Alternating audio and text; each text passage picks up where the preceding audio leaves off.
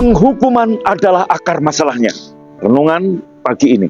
Roma 8 ayat 1 versi EMB. Demikianlah sekarang tidak ada lagi penghukuman bagi mereka yang ada di dalam Kristus Yesus. Mereka hidup tidak menurut kedagingan, tapi menurut roh. Jika kita memiliki tanaman dengan daun-daun yang sakit, sangat bodoh jika hanya mengobati daun-daunnya tanpa mengetahui akar masalahnya. Demikian juga daun-daun penyakit, kemiskinan, dan kebiasaan yang merusak, canduan yang mulai berakar dalam kehidupan, kita perlu mengetahui apa akar masalahnya. Para ahli akan memberitahu bahwa itu adalah stres. Mereka mungkin akan menjelaskan lebih mendalam dan berkata bahwa itu disebabkan oleh rasa takut. Takut pada masa depan, pada penolakan, pada kehilangan, pada kematian, dan sebagainya. Tetapi apakah rasa takut benar-benar adalah akarnya? Atau ada sesuatu yang lebih dalam dari rasa takut? Alkitab memperlihatkan kepada kita bahwa penyebab yang paling mendasar dari masalah kehidupan adalah penghukuman. Bersama penghukuman timbul rasa takut. Rasa takut kemudian mengakibatkan stres yang menimbulkan gejala-gejala kutuk seperti penyakit dan sebagainya. Inilah yang terjadi pada Adam. Jauh sebelum ia menghadapi kemiskinan, penyakit, bahkan kematian, ia stres karena dosanya. Tuhan memberitahu, dengan berpeluh kamu akan cari makananmu sampai kamu kembali lagi menjadi tanah.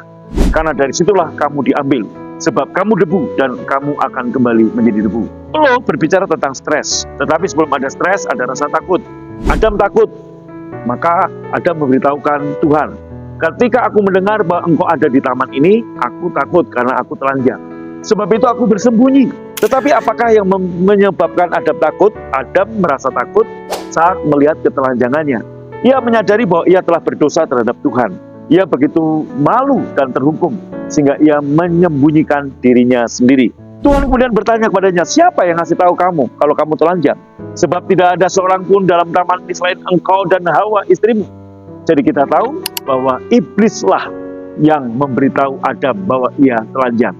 My brother, my sister, penghukuman adalah akar dari gejala-gejala kutuk yang sedang diwujudkan dalam kehidupan seseorang.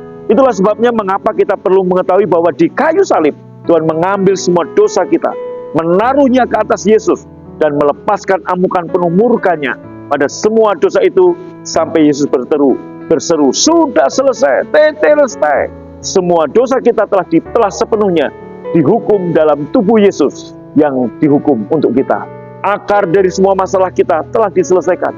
Ini berarti bahwa iblis tidak dapat memaksakan kutuk ke dalam kehidupan kita, terpisah dari penerimaan kita pada penghukuman itu. Jadi, mari datang ke tempat tidak adanya penghukuman dan tidak ada daun-daun sakit yang berakar dalam kehidupan kita. Siapa itu? Yesus, Sang Kasih Karunia. Penghukuman adalah akar dari gejala-gejala kutuk yang sedang diwujudkan dalam kehidupan seseorang. Jadi Bapak Ibu, dengerin baik-baik. Engkau perlu mendengar Injil Kasih Karunia. Sebab hukum Taurat mendatangkan penghukuman, kasih karunia mendatangkan kemerdekaan.